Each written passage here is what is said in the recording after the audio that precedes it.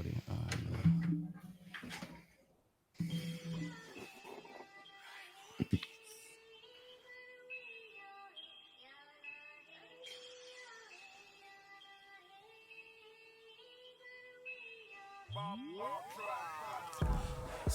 Yo, what up? That's me, Jared Chambers. I'm the Black Dad. Used to rap, get on stage with my friends, have a real good time. Then I started a restaurant. Fried chicken and waffles, baby. Was even on the You Gotta Eat Here show. And there's White Dad, Jay Simpson. Party animal. We met while our friends were putting together a band. Got to do some cool things together. Have a gang of fun. And hell, even got in a little bit of trouble. Sometimes. Just sometimes. You know, he got himself in a little bit more trouble than me. But I was always a good friend. I was always there to bail him out. Much as I could. Just playing. He started an awesome family. So did I. Now we have a podcast. We interview entertainers, athletes, whoever. It's Black Dad, White Dad podcast. But we're not talking about parenting.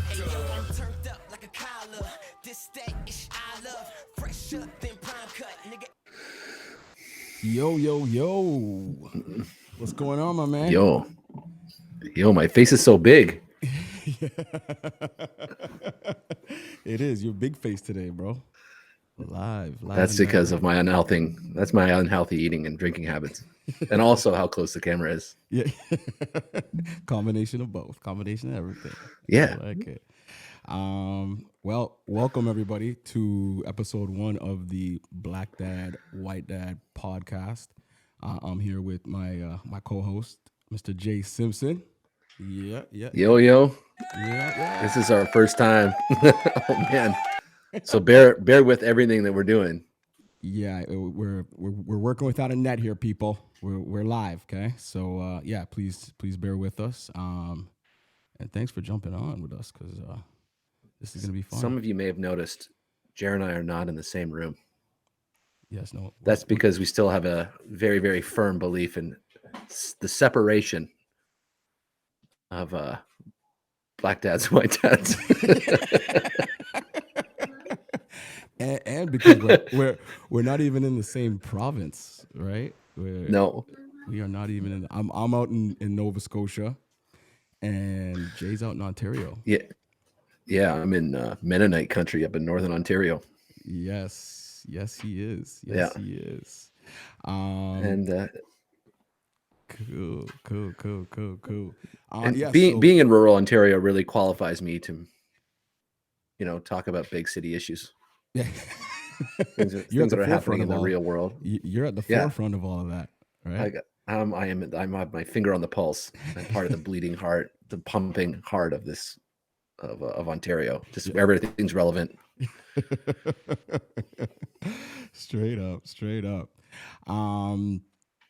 So thank you for everybody that's joining us live. For those who aren't, we will have the episodes posted on Facebook as well as on our YouTube channel afterwards. So if you're busy doing whatever you're doing, it's no issue. You're going to be able to catch it. The episodes are also going to be available on Spotify as well. Yeah, and we'll mess with the format. Jared and I like to say that we're building the airplane as we fly in it. So that's right. This episode will be whatever it is, and then we're going to slowly dial it in. Yeah, 100%. Make something worth listening to. That's right. Because we have hot takes. We do. We have the hottest of takes. Yeah. But yeah, this episode is brought to you in part by the good people at Pure Golf. They are out in the Markham area, so you need to check them out 100%. Pure Golf is doing it. If you're in the Greater Toronto area, check out Pure Golf, Markham's premier indoor golf simulator training facility. Fully automated and conveniently open 7 days a week, year-round. Book now at puregolfsim.ca.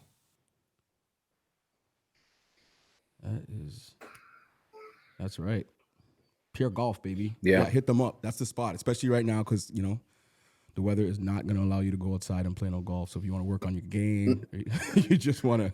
Yeah, if you want to go work on your game, go work on inappropriate things to say to cart girls. Yes, and you sharpen all those skills during the winter months. Yeah, here in Canada at Pure Golf. It's puregolfsim.ca. So yeah, jump on there, book. You will not be disappointed. Yeah. So I mean, like he was saying, we're gonna play with the format of the show. We're gonna be doing different things, different little segments and whatnot. But one segment that I want to play with is I feel like this year is like the year of accountability. I really do. I want to do the it's almost like the fuck around and find out type of thing. You know what I mean? So I had some little example that I wanted to show you guys. Right, this guy really breaks it down nicely. Let me see if I can get it up here for you. Yeah, it's this guy here. I think he's gonna explain it. Okay, so all right. Today we're going to talk about how we can find out and how much we can find out and what it takes to get there. So first we have to decide how much do we want to find out. So let's say in this case, I want to find out at a level of 7. Okay, so I find that level on my graph and I come horizontally to my gradient line. Where it intersects with my gradient line, I'm going to come straight down to where it intersects with my fuck around line. That there is going to tell me how much I have to fuck around to find out what I need to find out. See, as you can see, the more you fuck around, the more you're going to find out. And also, if you stay down here and you never fuck around, you'll never find out. So I hope this lesson is helpful. Thank you. Yeah, it's 2023. The thing I like about that most, we used to just say "fuck around, lay around." Yeah, that's what we like. That was our expression in high school. Just somewhere like you fuck around and someone's going to lay you around. You're going to get laid out straight up. And but then as a dad, trying to impart these pearls of wisdom on our kids, it's just like, all right, well, you gotta show kids that if they fuck around with you, they're gonna find something out. They're gonna fuck. And and like you gotta decide how you're gonna let them find out. And it's called disproportionate nuclear response to any sort of slight your way. But then, never find yourself on the opposite side of that. Because, if you come home and the teacher says, your daughter was fucking around and she found out, I'm going to go, well, we talked about that. Sorry, honey. Yeah. So I'm sorry I didn't give you both sides of the graph or, both perspectives. As a dad, I'll do better next time. There you go. Yeah. So here's a guy who, this is just an example of fucking around and finding out. And this guy wanted to bring it's like a trike motorcycle to a fucking skate park. So he's fucking around. Now, he was curious to see what would happen if he fucked around. And he did, in fact, find out. Oh my God. I'm hurt.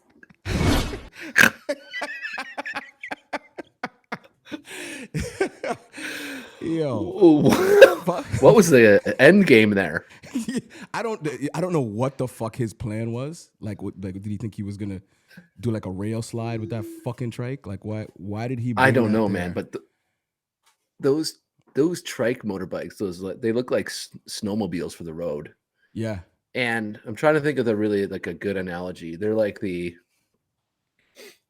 I don't know. They're like if you're like a motorcycle dude, you're riding around on Harleys, or you're one of those guys that rides around on a street bike or whatever, and like the trike guys show up. It's the ultimate fucking loser version of motorcycling.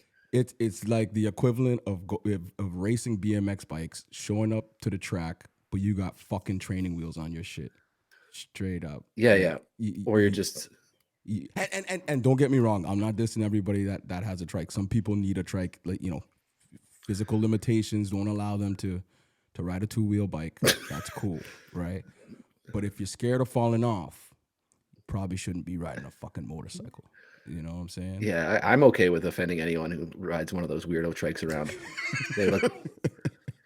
If you flip them around and you have a 3-wheeler with like the trike in the front and the 2 wheels in the back, rather than this weird slingshot version, Yeah. I don't find that any more any less lame. Yeah. It's equally lame. It's equally Yeah. lame. 100%. 100%. Which is funny because big wheels used to be the shit, and like that's a trike. But Yeah, then yeah, at but some point during our very, very fragile childhoods, riding on 3 wheels just stops being cool once you graduate from big wheel. well that's No it, getting right? it Like, back, man. the big wheel was dope because I mean it was dope for a number of fucking reasons. My favorite was the handbrake on the motherfucker. You had one with a handbrake? You could fucking and fucking spin that bitch like a mother. Like, yeah, the trike with the I actually handbrake. never had a big wheel. I'm Really? a fucking poser. Wow. Yeah. The white guy. I didn't get a started big I wheel, started right? right off with 2 wheels, no training wheels. Just went Mostly right at because it. we grew up. I couldn't afford training wheels, so my father's pushed me down a hill on 2 wheels, and then hope for the best. That's it. Yeah, we didn't see him for a few months after that, but that's fine. It all worked out. You're still here. Yeah. You got a podcast now. Fuck. Yeah. Look, I made it. We have 1s of 2s of followers. Probably people watching this right now. Yeah. It's probably like I don't did know, it. Hopefully your wife and my wife are watching it. I don't know. I don't know. You know? My wife's 10 feet to my left watching what looks like little angels with my son With doing your their little best angel. to keep quiet while daddy goes to work. There you go. There you go. I love the strategy behind that, man. Yeah. Speaking of wives and family, that movie, You People. Yeah, man. What'd you think of it? Did you like it? You dislike it? Well, it was funny. The our idea for this podcast came like a month before the movie dropped on Netflix. So it sort of looks like the movie's not about a big white boy with a black girl best friend who they sort of park. He quits his job and starts a podcast. I'm the black lesbian. Yes. You got co-host. great tits, man. And I only use that derogatory word for breast because they use it in the movie, and the character refers Yes. to her own female body so- parts as those. Yes. She says, yes. "I got tits, bro." Yeah, she has You know? tits. She didn't say I'm a lesbian. She's like, I have tits, right? So I like how she Yeah. directly to the fucking point. But yes, I do need to address exactly what you're just talking about. Now, this movie comes out. I see it, so I had to actually watch it twice because the first time I was watching it, my kids were annoying me, and there was too much stuff going on. So I watched part of it, and then I had to go back and rewatch it because I was kind of in and out of the movie. I see that they have this podcast, like you said, with a white person, kind of looks like you, and then a black person who I guess for you could say kind of looks like me. It's kind of funny because I'm a corpulent, portly. I'm a stout white boy with a beard, a lot like Jonah Hill. Right. Yeah, I got some pretty shitty tattoos. He resonates. He's there. Yeah, 100%, right? And I'm the black character who's not the biggest in the world, maybe. Maybe has a little bit too of a pretty face. You know what I mean? Maybe I'm a little too good looking for my own good. But Jonah Hill and I are almost the same dude, except he fucks around with Leonardo DiCaprio on a yacht, and I have Amos and Emus on their horse and buggies out in front of my. Hey, potato, bro. Potato. Yeah. Potato.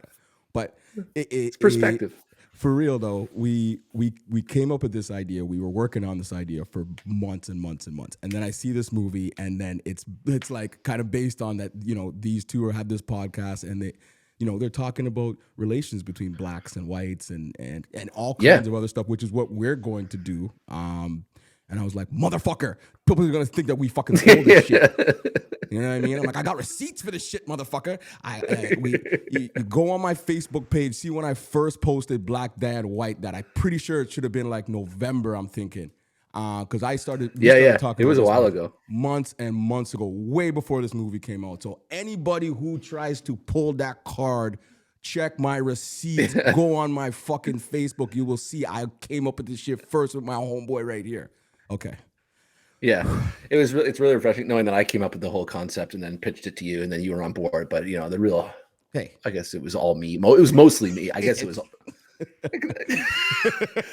But we had the movie going, like, you know, when you sit around with your wife and you watch a movie and you're both just checked out on your phones and it's something that runs in the background. Yep. We were kind of doing that. And then our ears started to perk up because we're like, man, did you just hear that? Did you just hear that joke? And then we started watching, and like we put down our phones, and holy shit, it's like, you know, there are some pretty amazing conversations that happen that just walk right up to the line and stare over it. Yeah. And you can tell that the movie was the vehicle for all these hilarious conversations that were, you know, there are a lot more major conversations that are happening like that happened under the guise of in a comedic lens. Yes. But the ending and the plot tie-up was so shitty that you're like, oh, this wasn't a real movie with the real plot line. You're not supposed to follow the plot. You're supposed to, you know, jump between these fucked up circumstances. Yes. And all of these like different situational things that these guys get themselves into that completely just start carving the lines between black folk and white folk. Right. Same but different. Same but different. We're all the same, but we're all different. And like everyone wanting their own identity to be on showcase or like, you know. Yeah, no. So it was rad.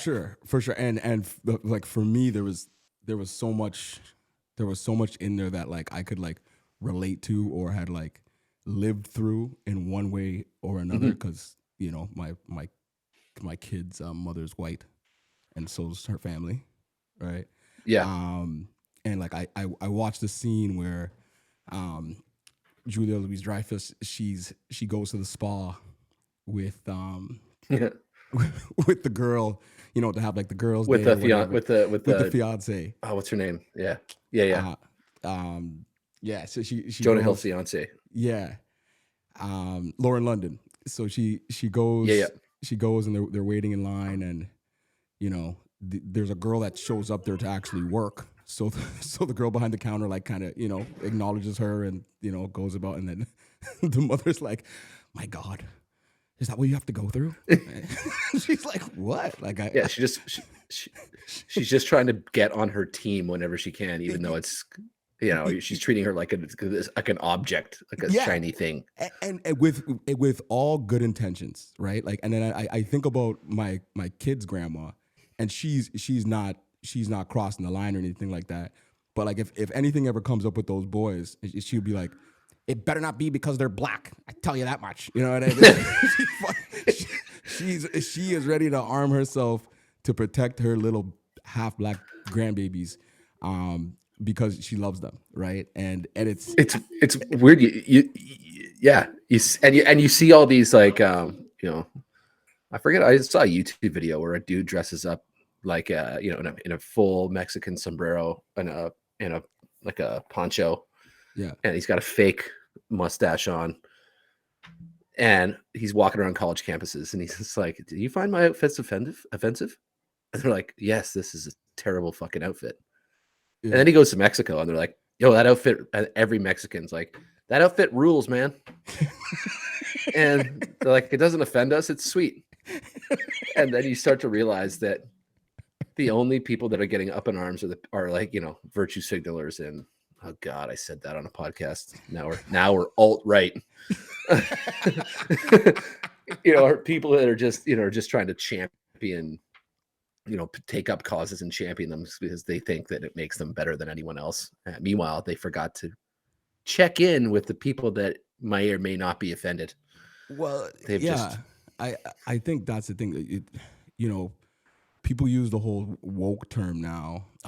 He's super fucking woke. You know what I mean? And like, I don't like the term all the time because I think there's certain things that have kind of crossed that line. Like Aunt Jemima should still be on that fucking jar.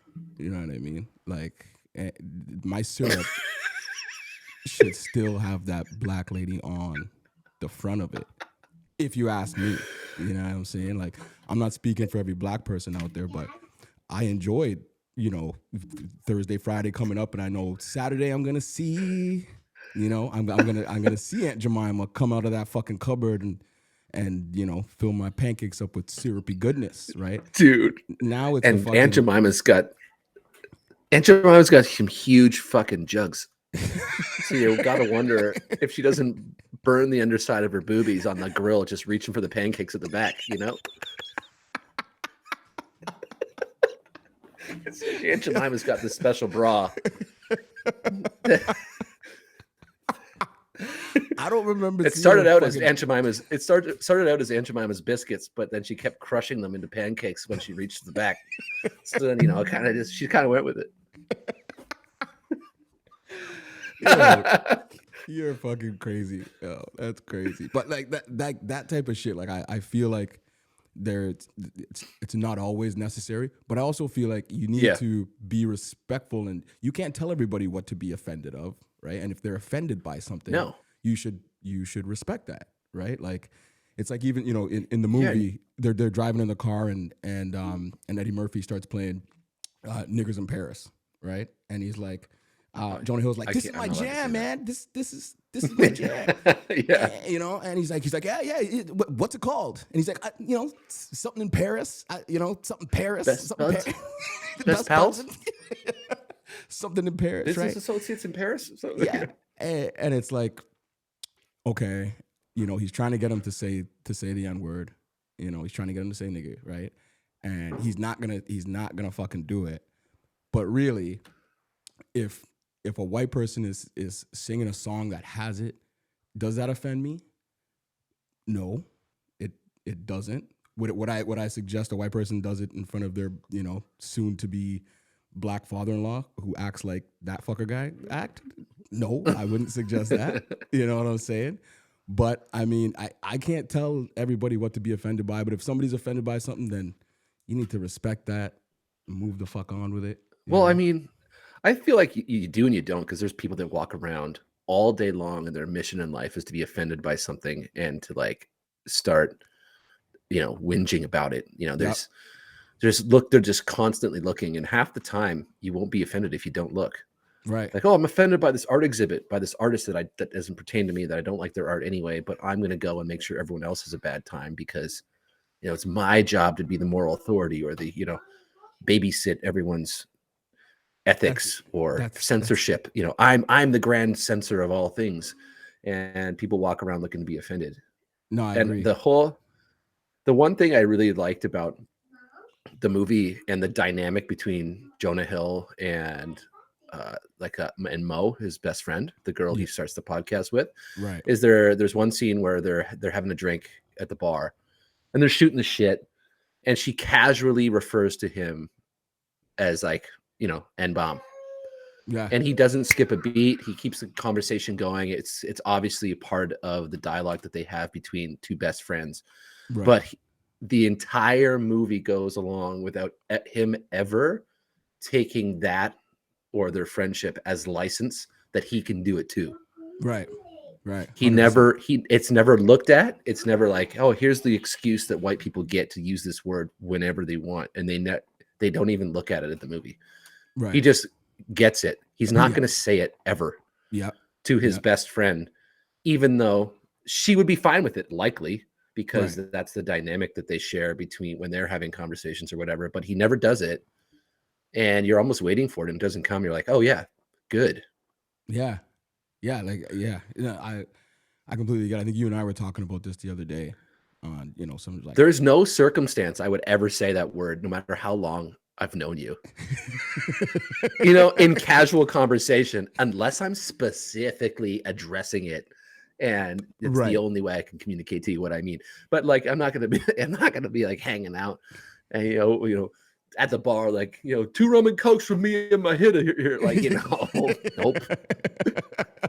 Yeah, that's and I respect that, because I've had a lot of friendships with that same dynamic, right? Where like, you know, I'll be out and I'll be saying the word fuck. You know me, man. Half, you know, coming from where I'm coming from, like lived in Toronto until I moved out to the suburbs. Half my friends are black and half my friends are white. And when I'm out, I'm usually with half a black crowd and half a white crowd, right? And I'm probably saying the N, especially in my 20s, I was saying the N word all the time. These are my niggas. Ow! You know what I mean? And none of, you know, it wasn't like anybody was sitting there, you know, waiting to fucking throw it back at me. They just were like, cool, I'm his nigger. I like it. You know what I mean? I'm fuck his me. nigger, man. You know? So it's like, it's a respect thing. It's, you know, you're right. A lot of people do just wait to get offended by so much, but I think if we just use our heads and common sense, we can all navigate this shit, you know, pretty well, man. I went to university in New York, like right next to the Bronx. Yeah. And well, I guess college. It's a university now, whatever. But you know, back in the mid 2000s, half the people that I met from that area, all of them white, would use it all the time, like without even thinking about it. And I don't know if it was the culture of like New York City or, you know, that the area we were in. I remember the first time another white dude introduced me, you know, this is my N-word Jay, blah, blah, blah. And I did a double take. I'm like, what? I'm like, what did you say? I'm like, you're fucking white. What are you doing? And he says, what's wrong with you? I'm like, you're ridiculous. Like, how do you say that with a straight face and like act? I remember there was that show on called like The Great White Rapper, The Next Great Rapper or something like that. It was about these kids and they would go on. Oh shit. This is like mid 2000s, on like VH1, some garbage show that college kids watch. It was a contest about who the next big rapper was. And there's a bunch of white kids on it. It was about white rappers. Right. And they were waiting for one of the kids to drop an N-bomb on another one, just in casual conversation. They brought out this huge necklace with NIGGER written on it, and they had to wear it around their neck while they walked around motherfucking Brooklyn, Yeah. or something like that, and going into barbershops and like rapping for these, you know, OG black dudes and stuff. And like, that was how I felt. I was like, what are you doing as a white person, even putting that in your vernacular, you dumb fuck? No matter how, yeah. But it was, I guess it was cool there. Yeah, I think like in that specific context, in that specific moment, there was no woke ass person walking up and being like, wait a minute. Yeah. No. I'm 100%. non-binary. Yeah. What the fuck? Right? Yeah, no, it's There was no one waiting to ambush you with a phone.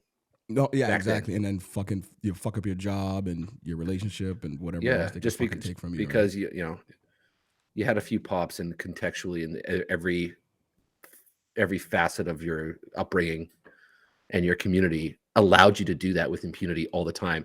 And I was the odd man out because I was this idiot white boy Canadian down there, Yeah. and I didn't get it. So I was being like, yo, fuck you. What is this? And they're like, what are you talking about? You're the idiot in this situation, not us. Yeah. That's crazy. So like, how fucking weird is that? And now, oh yeah, now it's completely different. Like, and you're right. Like certain, it's almost like a culture thing. Like depending on where you're from and, you know, how people talk. Yeah, they can throw it around and, you know, in their own little circle and whatever else, right? But, you know, it's when people are doing it, they're waiting for that chance to use it. You know what I'm saying? It's like, and they want to do it in that fucking way. You know what I mean? But yeah, no. This is gonna be so good when I say it, because I'll use it properly and it'll be different for me. And it's like, no, it won't. No, It'll like it. Yeah, it's like you ripped a fat squealer in church right when the dude's like, everybody shut up. Pew pew. Yeah, no, fuck. But yeah, no, I thought the movie was I thought it touched on so many fucking different hilarious things that are just Yeah. real as fuck, and especially now in the world that we're living in. And the end, the end was. I'm glad they. I mean, It was I don't everyone want to spoil broke it for anybody that character, hasn't like- fucking seen it. Yeah. It's not a fucking suspense or anything, but yeah, I think the end could have been better. But I mean, really, what else would I'll you- spoil it. I don't give a shit because the ending's the shittiest part of the movie. The converse, you can't spoil the conversation, but like, I haven't seen you in 3 months. We broke up because our parents were shitty, and then they surprise their parents arrange to surprise each other, running into each other on the sidewalk. Like, whoa, hey, oh my god, it's you. I haven't seen you in 3 months. Oh, what's this doorway over here? Oh, it's our wedding that our parents secretly arranged. What? Yeah. How does he know? Fucking what? How does he know she wasn't out getting long dick by some dude for the last fucking 3 months, and maybe she doesn't want him anymore? He was. Yeah, maybe. I'm gonna go ahead and just tell everyone right now that there are downsides. Probably have to dating a rotund white boy. There's not a lot of penis on the end of our penis. That we could, That's not even what I was getting at. I'm just you saying got to they've go been for the apart skinny 3 white months. boys. They've been apart for 3 months. They haven't spoken. He runs into her. No. He's like scared to even fucking talk to her, right? But And it's parents like are under the guise "Come of in here- buying come in here and get married. shoes. Yeah. Come in here. You're supposed to buy your mom some shoes. How about you come in here and get married? Like Eddie Murphy's not in all black with like the Farrakhan hat anymore. He's just Yeah. like in this, Yeah. in like a white blouse, being like, He was "Hi, in, like- I he was just in, like, a fucking around white the and whole blue time." tracksuit. I think you're a good guy. Oh man, I was a total dick. And that's the thing too. They again had to be racist with this fucking. No, I'm just kidding. But they made like the mother, Julia Louis-Dreyfus, if I'm fucking saying that right. She was annoying because she was treating Lauren London like an object, but her Yeah. heart was in the right place.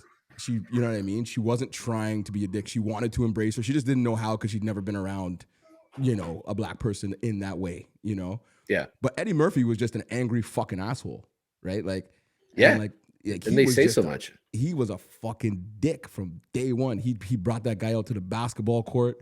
Thought those guys were gonna Yeah. run him off the court. Guess what? White boy ends up schooling him. They fucking love him. Bam! There you go, Eddie. Fucking asshole. What else did he? Fucking Yeah, do? yeah, He yeah. brings him to the barber. He brings him to the Took him Crip to- barber shop wearing a red shirt. Yeah, no- What a fucking asshole, man. If anybody knows just- real just- Crips and Bloods, you don't do that to a motherfucker. You do not bring a white boy to the hood in a fucking red hoodie to a fucking Crip neighborhood. You don't do that. Don't do that. I remember walking into. I used to wear headbands or bandanas. Sorry, in university. Yeah. And I walked into a strip club in Brooklyn, or no, sorry, in the Bronx.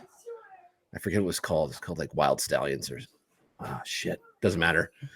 And I'm in there in my red bandana, and this giant fucking black bouncer comes up to me, and he's just like, "You gotta take that shit off right now."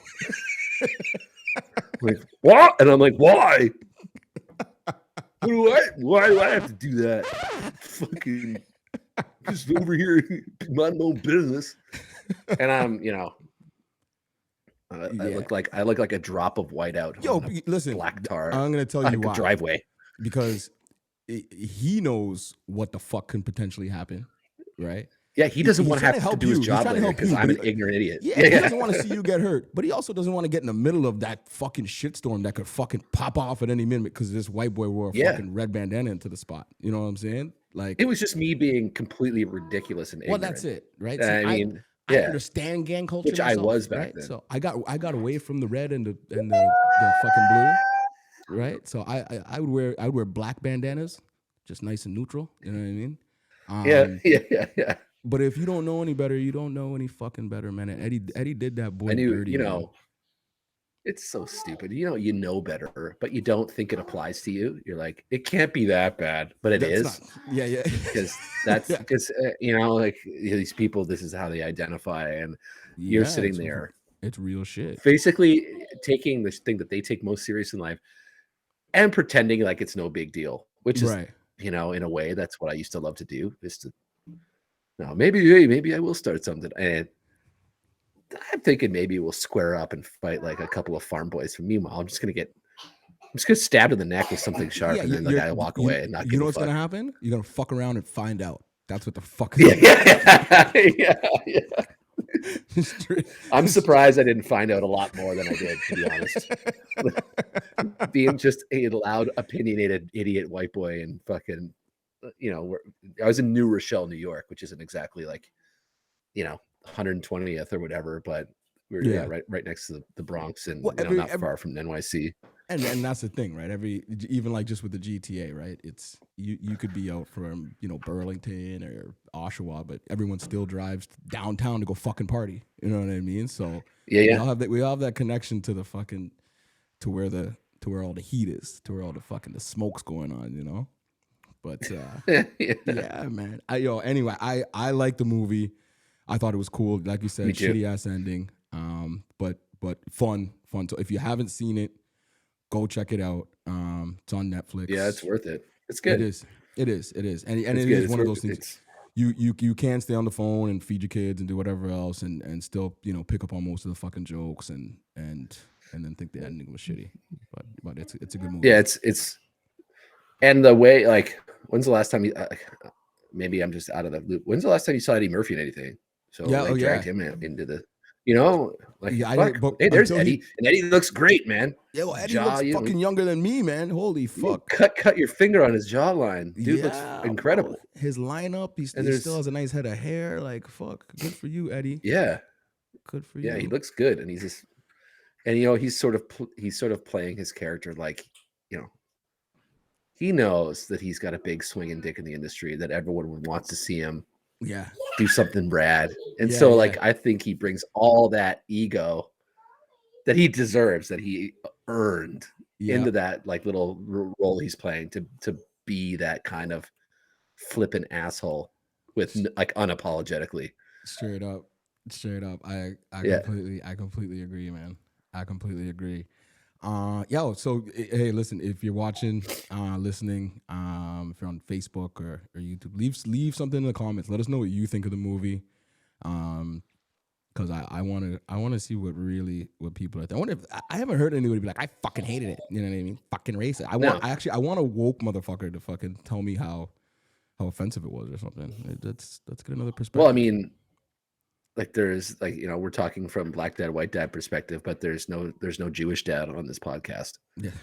And there's that like other person in the room that's, you know, almost like another, like that whole race of people or that whole group of people is represented in the movie as well. Yeah. It's like, so I don't know.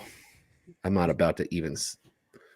opening any sort of can of worms that doesn't belong to me. So well, I mean, one thing I like, Jewish people and black people, there's so many similarities, right? To struggle and whatever else. And I'm not a history major or a history buff at all. I get most of my information from television. I mean, I read a little bit and whatnot, right? But comparing both struggles can be tough, especially if you're sitting from one perspective or the other, right?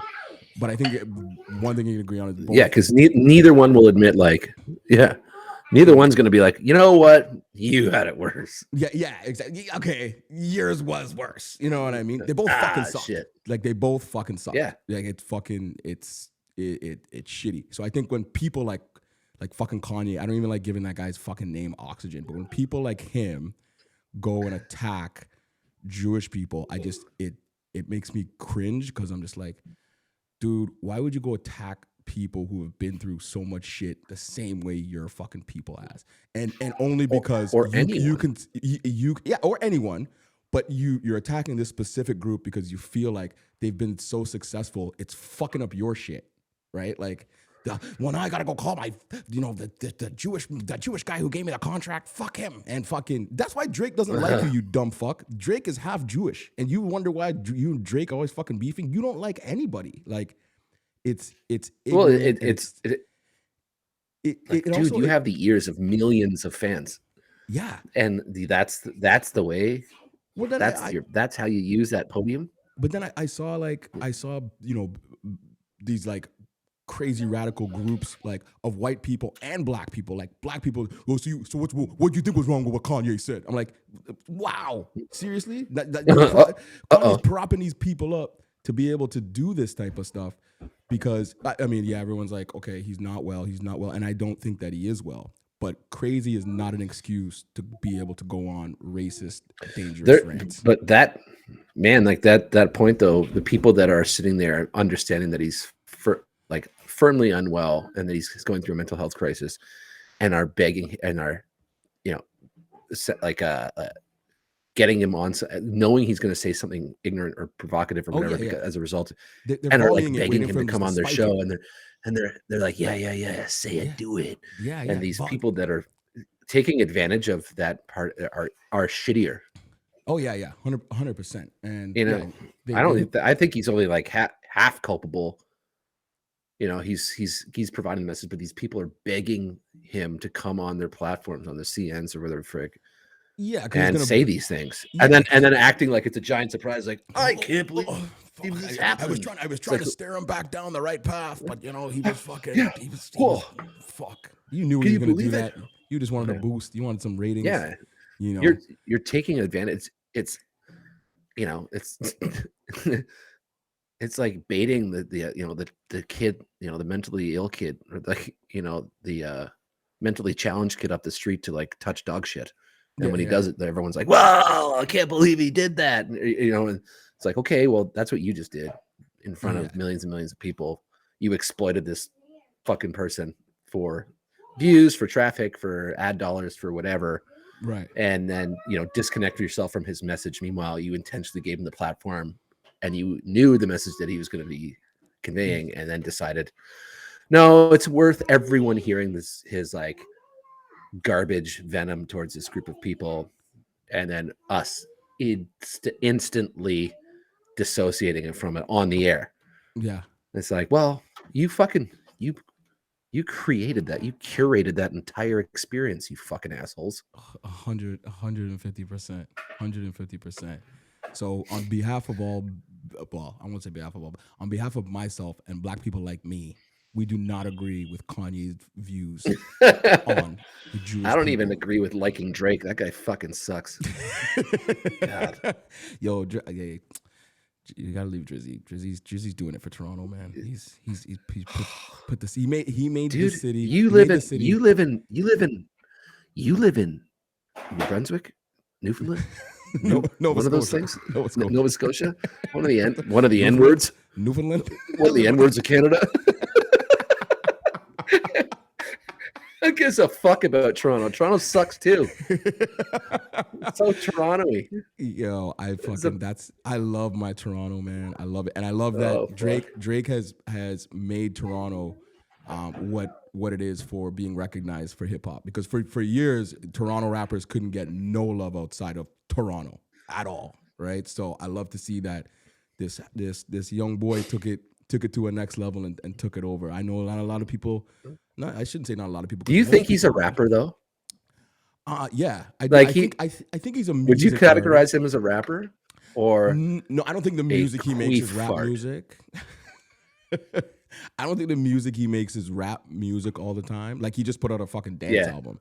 I think he's gone beyond that. If you put him in a room with any American rapper and say, okay, you guys battle, he's coming out alive. I'm telling you that right now. 100%. I don't think so. 100%.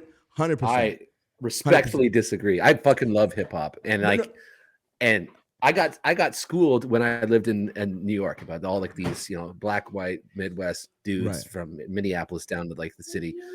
I don't think Drake can hang in a room with any MC. Apart from.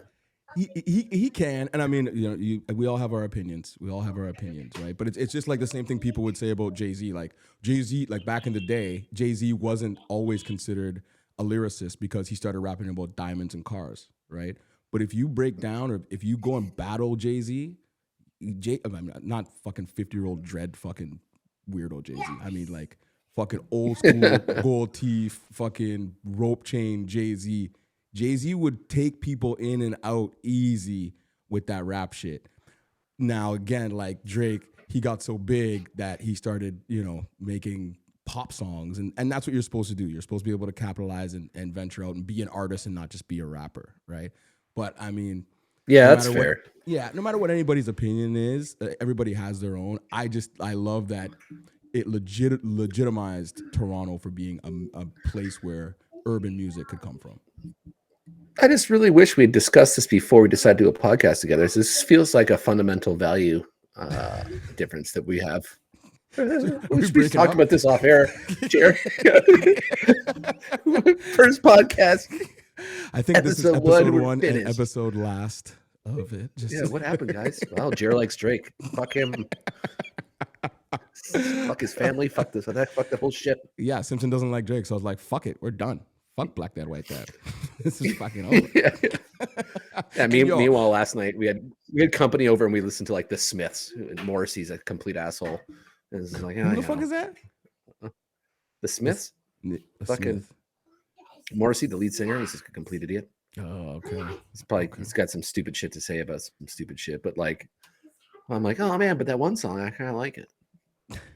Well, fuck. You can't fuck But with I'm also like, I'm a punk rocker. But punk rock and hip hop go hand in hand all day long. Yeah, there you go. There you go. That's the white dad. Same white shit. dad side of shit. Yeah. Yo, wicked. I've had a ton of fun. I hope everybody that has been on or will be watching this after has enjoyed themselves. We're gonna try and do, keep it like around a half an hour. And if we're having a good conversation or we have a guest or whatever, we're just gonna go with the flow. Next episode, we got Johnny from Walk Off the Earth gonna be joining us next episode. Dude, that's a lot of pressure for episode 2. Johnny from Walk Off the Earth gonna be joining us next week.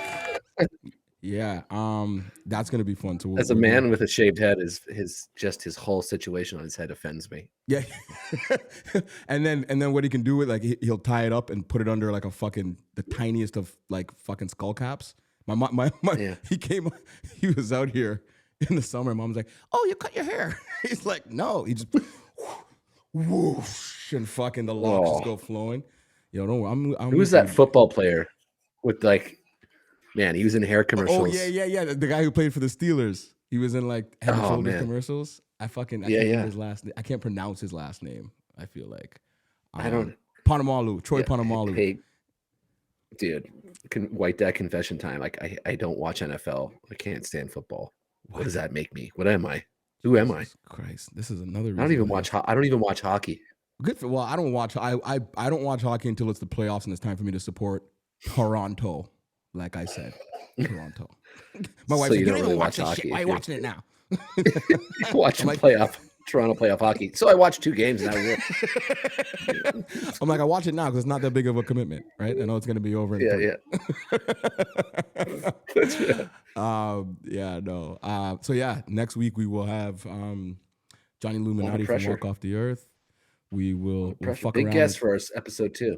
Yeah, it's big guest. I'm super fucking excited. And then we have some other guests. Don't we that have we're planning. we have Tom Cruise coming on in week 3. I Yeah, think. Tom Cruise. Yeah.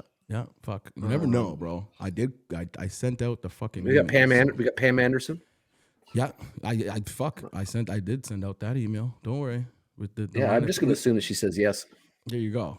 But yeah, no, we have some wicked guests that are coming. We're just solidifying some dates, and we'll bringing those to you. But yo, Right on. thank you everybody for joining us. Yeah, thanks for bearing with am us. Jeremy Chambers. This is Jay Simpson with me, the white dad. I am the black dad, and thank you for watching. Yeah, Peace. thanks.